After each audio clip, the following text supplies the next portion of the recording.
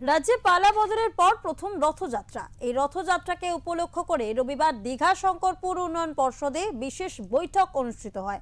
বৈঠকে উপস্থিত ছিলেন জেলা শাসক নিরঞ্জন কুমার, বিধায়ক চন্দ্রশেখর মণ্ডল এবং পুলিশ সুপার সহ বিশেষ আধিকারিকেরা।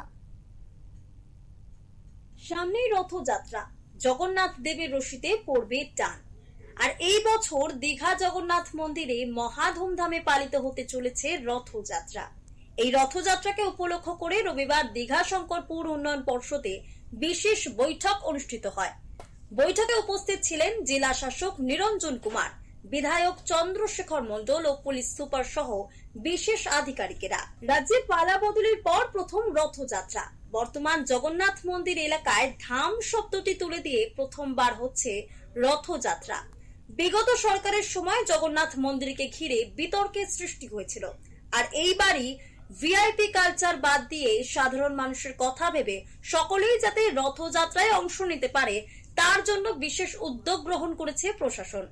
দীঘায় রথযাত্রার সময় প্রচুর পরিমাণে পর্যটক আসেন, তাদের নিরাপত্তার কথা ভেবেও রথযাত্রার সময় উৎসবকে ঘিরে যাতে কোনো রকম কোনো অপ্রীতিকর ঘটনা না ঘটে তার জন্য বিশেষ উদ্যোগ নিচ্ছে পূর্ব মেদিনীপুর জেলা পুলিশ। আগে রথযাত্রার দুটি সমস্যা ছিল। একদল মানুষ প্রতি বছরই রথের সময় এলে নিজেদের শো অফ করার জন্য, দেখানোর জন্য অহেতু গোটা দীঘা জুড়ে একটি অস্থির অবস্থা তৈরি করতেন।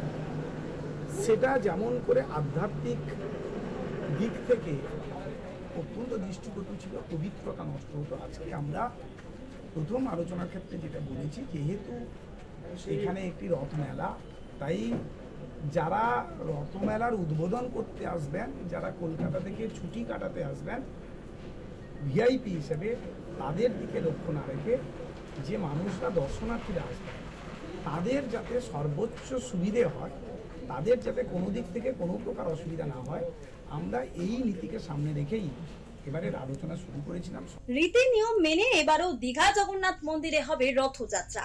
গত বছর প্রাক্তন মুখ্যমন্ত্রী মমতা বন্দ্যোপাধ্যায় রথযাত্রার সূচনা করেছিলেন। এবার রথযাত্রার সূচনা বর্তমান মুখ্যমন্ত্রী শুভেন্দু অধিকারীর আশা নিয়ে শুরু হয়েছে জোর জল্পনা।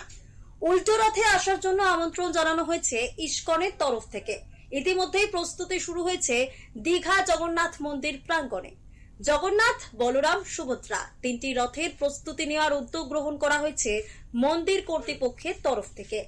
পূর্ব মেদিনীপুর থেকে প্রদীপ মাইতির রিপোর্ট, ওঙ্কার বাংলা।